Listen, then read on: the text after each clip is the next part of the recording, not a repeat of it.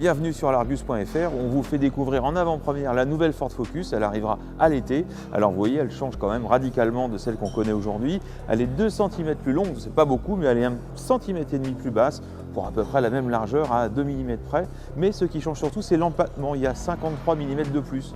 Alors ça profite à la fois aux places arrière et à l'habitabilité en général, mais aussi un petit peu au volume de coffre. Alors la Focus fait toujours un petit peu moins bien que la Peugeot 308 par exemple, mais elle augmente un petit peu, elle est à 25 litres de plus pour arriver à plus ou moins 350 litres de volume de chargement.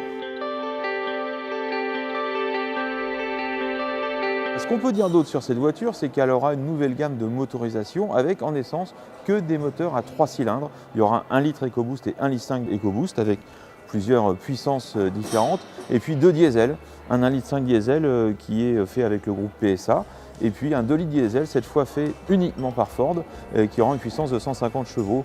Ford avait développé ce moteur pour les utilitaires et donc l'a adapté à la Focus. La grande nouveauté technologique sous le capot, ce sera une nouvelle boîte de vitesse automatique à 8 rapports qui sera disponible avec tous les moteurs, et puis une version hybride qui sera plutôt mild hybride que full hybride comme on peut connaître par exemple chez Toyota aujourd'hui et qui arrivera dans un an.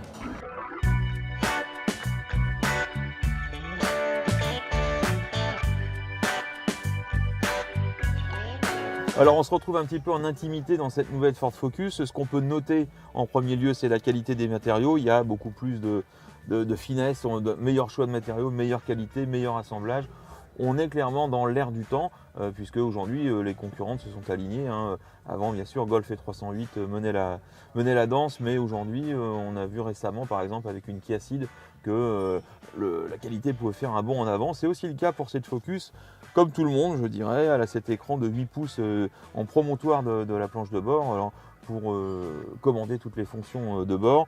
Alors bien sûr, la Focus, elle est beaucoup plus technologique, elle a toutes les aides à la conduite qui sont aujourd'hui disponibles dans le segment, du régulateur de vitesse adaptatif avec la fonction Stop and Go, et donc qui permet d'aller jusqu'à 0 km/h puis repartir, et puis aussi elle sait se garer toute seule, cette fois sans qu'on ait même à gérer la partie accélérateur et frein, elle sait faire vraiment tout ça toute seule.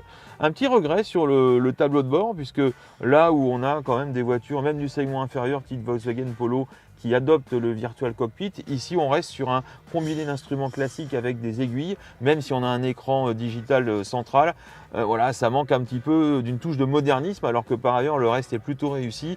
On a aussi un nouvel affichage tête haute assez large qui est plutôt pratique, et puis évidemment un niveau d'équipement élevé, et aussi la connectivité, puisque c'est aujourd'hui aussi ce qu'on recherche aujourd'hui avec Apple CarPlay, avec Android, et ce qu'on peut aussi noter, c'est qu'il y a eu un gros travail de fait sur la cellule, sur l'habitacle, et que donc à l'intérieur, aussi bien à l'avant comme à l'arrière, on a beaucoup plus d'aisance. Alors Ford revendique une sorte de best in class, comme on entend aujourd'hui beaucoup, donc le meilleur de la catégorie sur ce point de vue-là.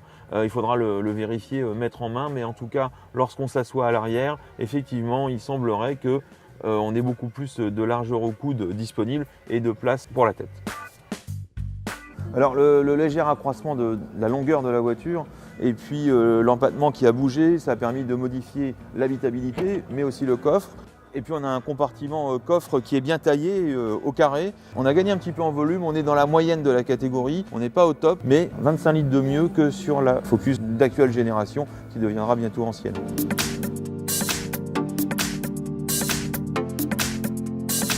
Alors voici la version break de la Focus. On en profite pendant qu'on est là pour découvrir toutes les versions, parce que celle-ci présente un intérêt particulier, parce qu'elle est presque 11 cm plus longue que celle qu'on a aujourd'hui.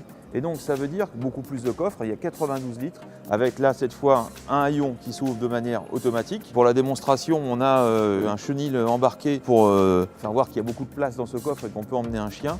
Néanmoins, voilà, c'est vraiment le point fort de cette voiture qui va reprendre, hormis cet allongement, l'empattement et la largeur comme la hauteur, et puis évidemment le niveau d'équipement. Voilà, la grande nouveauté, c'est les 11 cm de plus et la capacité d'emport qui augmente, et le chien n'est pas livré avec la voiture.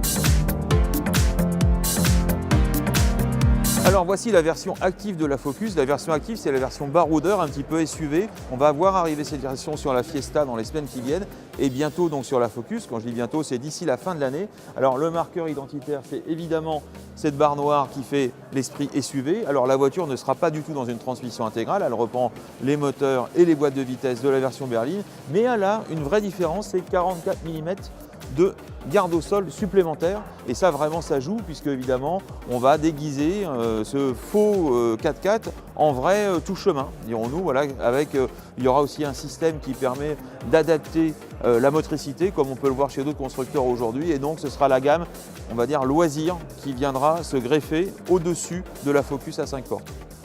Alors en conclusion, ce qu'on peut dire de cette nouvelle Focus, c'est qu'elle change tout, le design, la plateforme, les moteurs, les transmissions. La qualité fait un bond en avant, il y a plus de technologie, elle propose plus de versions. Voilà, on est au cœur d'un segment qui est très important en Europe, notamment avec cette version active, puisqu'on voit que la courbe des ventes des SUV et des berlines va se croiser selon les prévisionnistes en 2022. Donc on est dans le cœur du marché en attendant des hypothétiques versions électriques dont Ford n'a pas parlé pour l'instant, et puis les plus volcaniques ST et RS qui elles arrivent traditionnellement en fin de carrière.